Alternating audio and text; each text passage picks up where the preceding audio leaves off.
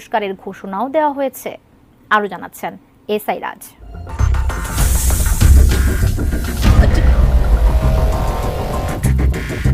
সারা দেশে ছড়িয়ে পড়েছে রাসেলস ভাইপার আতঙ্ক।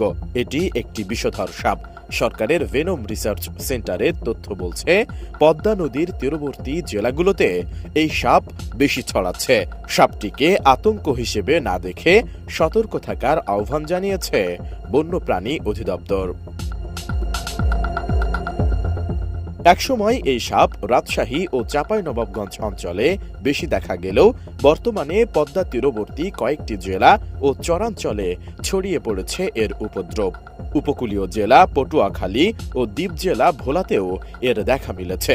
গেল 2 সপ্তাহে এ সাপের কামড়ে মারাও গেছেন কয়েকজন। পৃথিবীতে বিষধর সাপ হিসেবে রাসেলস ভাইপারের